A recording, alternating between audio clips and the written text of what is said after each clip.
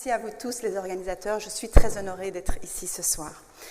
Alors, la raison pour laquelle je commence, c'est parce que je voudrais dire quelque chose de cette notion même de corps habillé, et ainsi de s'interroger de façon plus générique, donc délibérément plus générale, sur la possibilité d'inclure le vêtement, l'habit ou la mode dans le champ d'une réflexion philosophique. Alors on le sait, Raphaël vient de le dire, la thématique de cette année a déjà montré que le corps a une histoire très mouvementée dans l'histoire de la philosophie.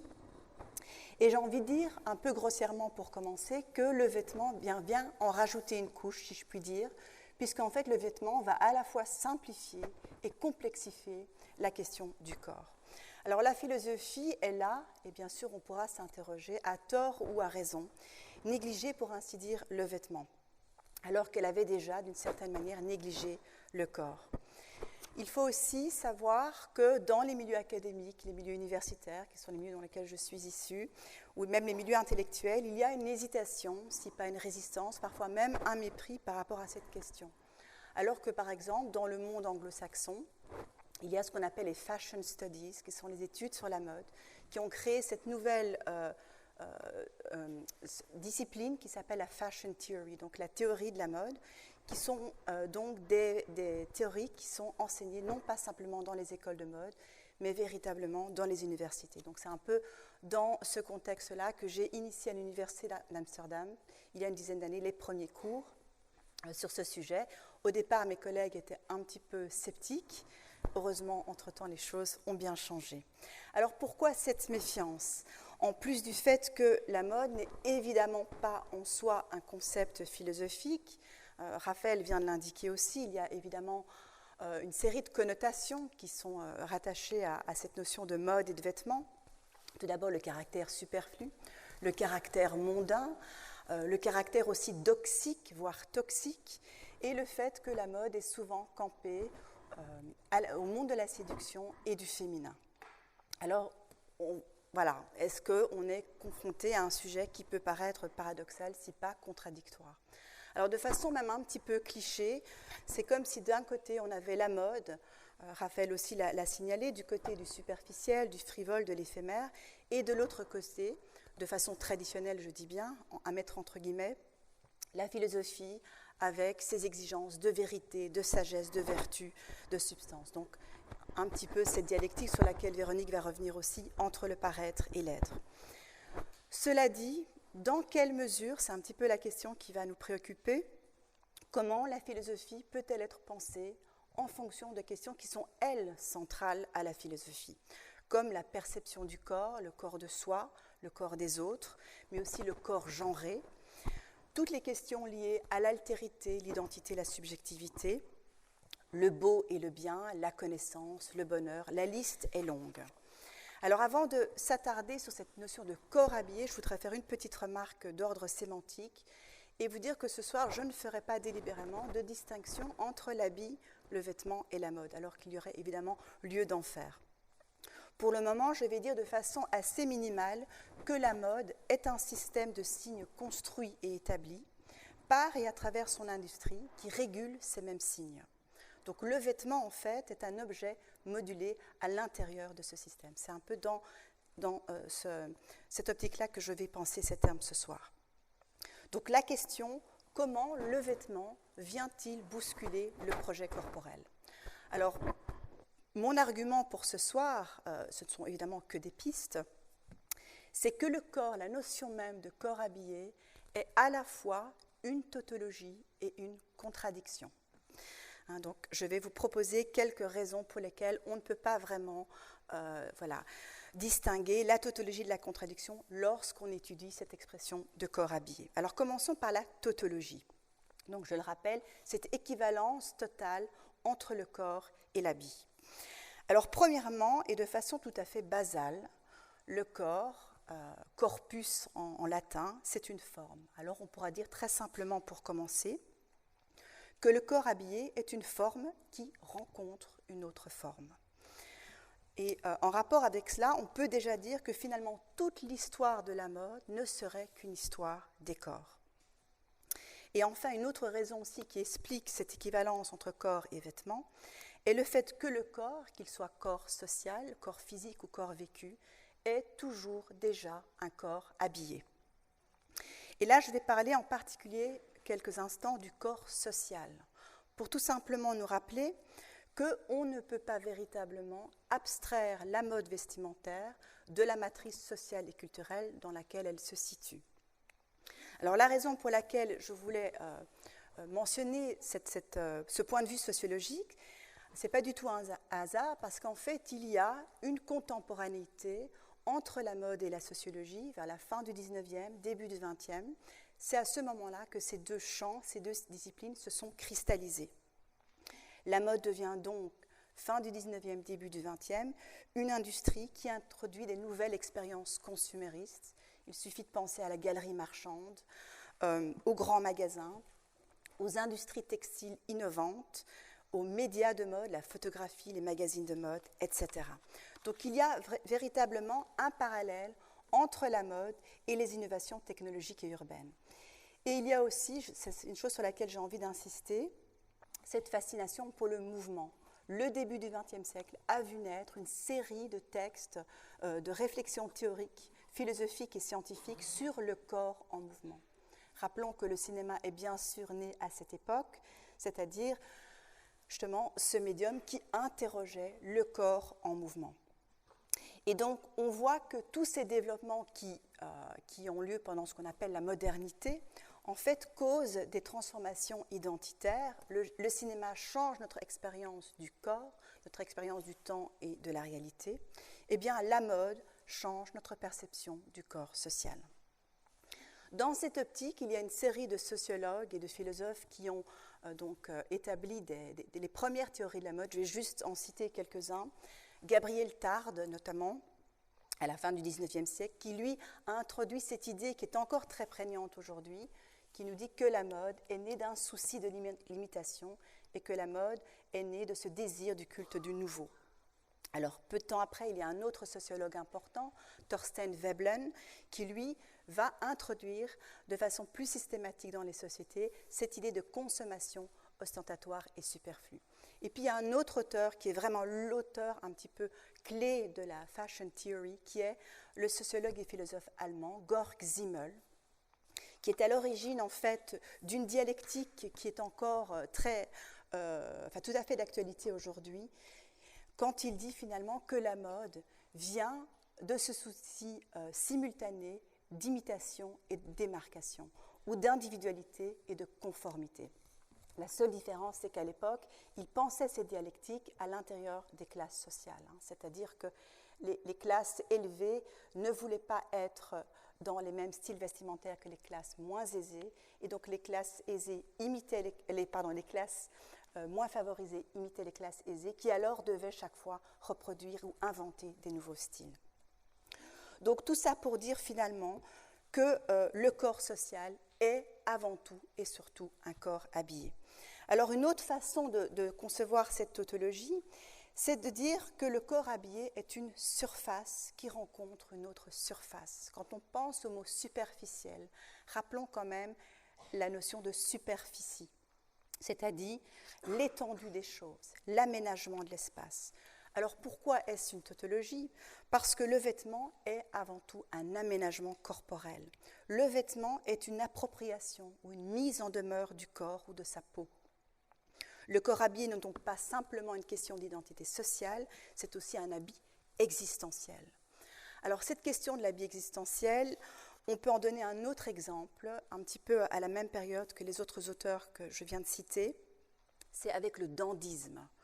Rappelons le dandysme avec Beau Brummel, mais surtout avec un auteur que tout le monde connaît qui est Baudelaire, qui en fait a écrit sur cette alliance entre le corps et le vêtement. Pour le dandy, ce n'est justement pas une question de tendance. Le dandy, la question du vêtement pour le dandy est avant tout une question du beau. C'est une recherche esthétique.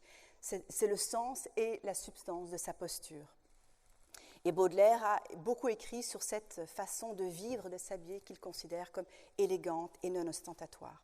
Alors pour faire un parallèle avec un mouvement beaucoup plus contemporain, eh bien la culture punk peut être aussi un petit peu comparé au dandysme. Pourquoi ? Parce que les punks bougent et parlent comme ils s'habillent. Donc aussi pour la culture punk, il n'y a pas de différence entre le vêtement et le corps. Autre façon d'envisager cette tautologie entre le corps et l'habit, c'est de dire tout simplement que l'habit est un auxiliaire nécessaire du corps, son enveloppe, sa peau. Et à titre d'exemple aussi, pensons à toutes ces pratiques du corps, comme par exemple la médecine, qui est très inspirée de notions qui viennent du monde du textile. Pensons à des notions comme les tissus cellulaires, les fibres qu'il faut manger, etc. Donc il y a une équivalence entre l'imaginaire corporel et l'imaginaire vestimentaire. Et enfin, un dernier point que je voudrais indiquer pour cette tautologie, c'est la société du spectacle ou la culture digitale dans laquelle nous sommes immergés. Pourquoi ? Parce que dans notre culture, le vêtement est image et image est vêtement. C'est comme si la mode était devenue le mode visuel de notre monde. La mode n'étant, enfin c'est une proposition bien sûr, un grand théâtre virtuel des corps façonnés et stylisés, aussi un point sur lequel Véronique va parler. En d'autres mots, le vêtement comme le corps font partie du même régime visuel et spectatoriel. Voilà, donc ça c'est quelques propositions sur la tautologie. Maintenant la contradiction. Alors, le corps habillé, la première chose, évidemment, au-delà du fait que habillé est un adjectif du corps, ou de dire le corps, c'est le sujet, et le vêtement, c'est l'objet. Bien au-delà de ça, il y a moyen, par exemple, de penser le corps habillé comme une contradiction par rapport à la nudité, mais pas simplement comme un corps qui n'est pas vêtu ou qui n'est pas habillé, mais la nudité comme quelque chose qui est démunis de tout accessoire, de tout artifice. Et rappelons aussi que dans la philosophie, la nudité a aussi une connotation éthique, elle rime avec droiture, faiblesse, justice, etc. Donc on peut dire que l'habit pourrait contredire, voire même trahir la nudité irréductible du corps. Alors une autre façon d'entrevoir cette contradiction, c'est l'habit comme éphémère, bien sûr. Et je dirais même le vêtement comme toujours déjà mort. C'est-à-dire que le vêtement est même mort avant même d'avoir été porté, ce qui est censé être bien sûr différent du corps. Alors il y a évidemment la mort organique de la matière, de l'objet mort, mais il y a aussi la mort en tant que principe même de la mode. L'objet mode, le vêtement, est de toute évidence un objet matériellement jetable, mais aussi socialement jetable. Donc la mort de la mode est le mode de la mode. La mort de la mode, c'est du temps qui s'arrête pour ouvrir un autre, aussi cyclique soit-il. C'est le fameux discours de la mode que tout le monde ici connaît, la mode, c'est ce qui se démode, ou ce que Baudelaire a voulu dire lorsqu'il parlait de la modernité en termes de transitoire, de fugitif, de contingent. Donc on voit là qu'il y a une dissonance ou une tension entre le temps de l'histoire, le temps chronologique, qui est l'histoire, par exemple, écrite par les créateurs, et l'obsolescence programmée de la mode. La mode est du pur instant, c'est du contemporain, et simultanément, sans cesse en avance et sans cesse en retard. Et le designer, ce qui est intéressant, c'est qu'il cherche justement à marquer par ses collections, qui sont intrinsèquement éphémères, mais pensons aussi aux quelques minutes de son défilé, tout en s'inscrivant dans l'histoire de la mode et des styles. Alors une autre raison de cette contradiction, là je vais me référer à Jean Baudrillard qui a dit de façon assez célèbre que la mode est autoréférentielle.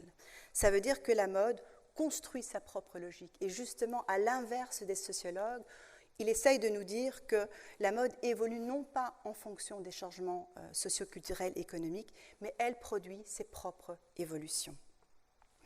Et enfin, une autre raison qui explique pourquoi le corps et le vêtement sont en contradiction, c'est par rapport de nouveau à la tradition philosophique qui estime que la mode, bien sûr on peut en discuter, nuit à l'intégrité du corps. Donc il y a cette approche morale qui touche divers domaines de la mode, comme par exemple le luxe qui par définition en fait nous décentralise de la fonction première du vêtement, qui est en fait de protéger le corps, pour des raisons tout à fait évidentes.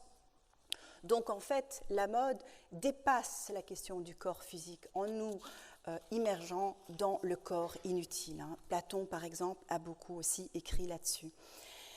Alors, les déviances du luxe, aujourd'hui, on le connaît, c'est un domaine qui est très fort décrié, dans lequel il y a beaucoup de débats sociopolitiques.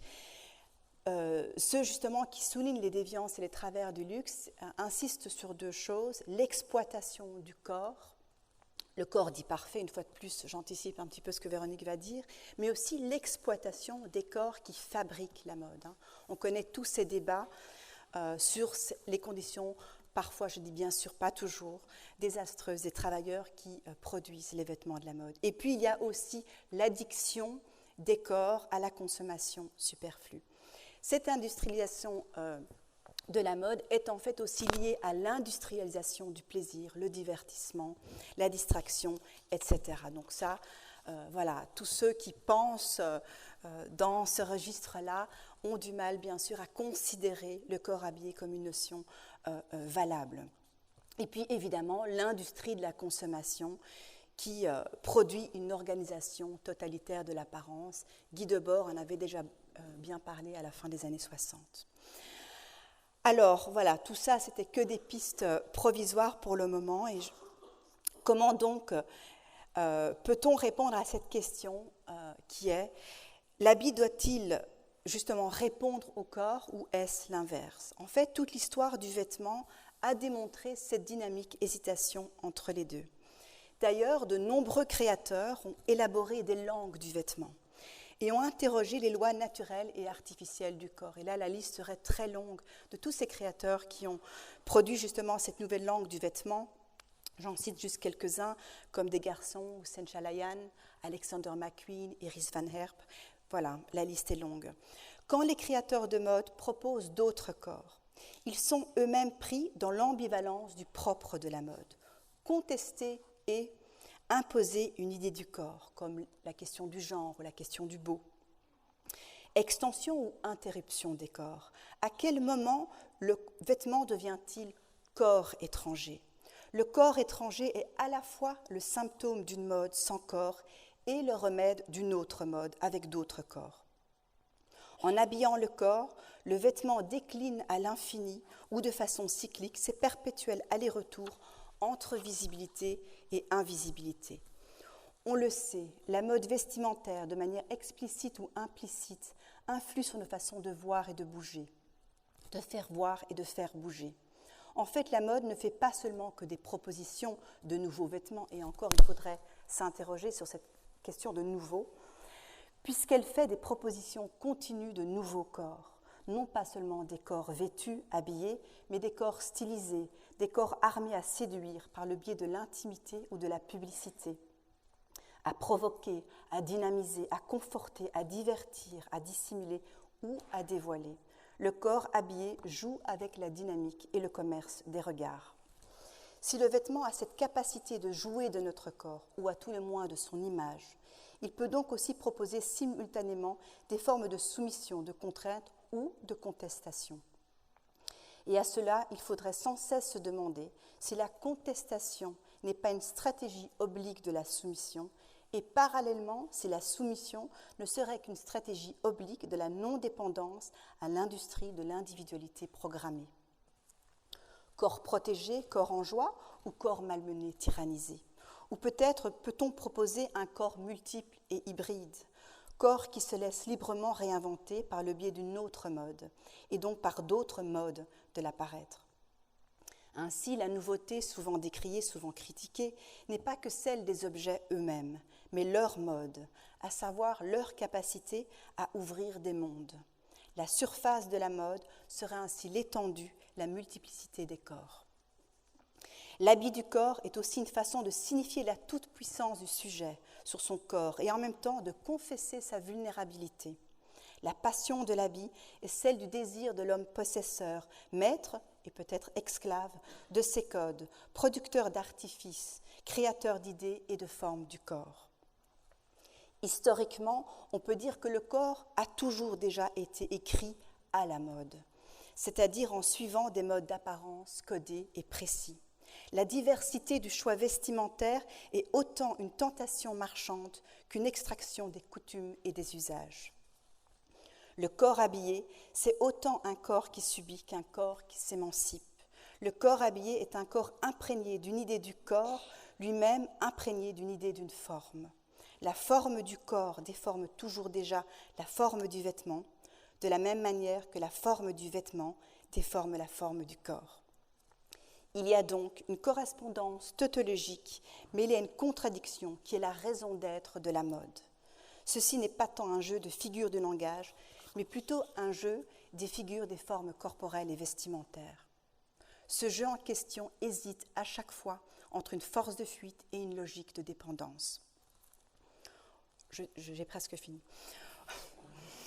Aujourd'hui, le vêtement prend de plus en plus de place, pas simplement parce que la mode est partout dans l'ère du digital, mais parce que le corps lui-même est livré plus que jamais à sa fragilité, à ses limites, mais aussi à des déclinaisons chaque fois réinventées et multiples. Alors le corps disparaît-il derrière le vêtement ou au contraire se révèle-t-il avec le vêtement ? Le vêtement est autant corporel qu'il ne l'est pas, il est extension ou traduction du corps et objet en soi. Même s'il existe un discours essentialiste de la mode, avec toutes ses déviances et ses limites, il n'y a pas d'essentialisme de la mode quand il s'agit, avec elle, de définir notre corps habillé. Merci. Merci. Merci beaucoup. Merci Marie-Aude.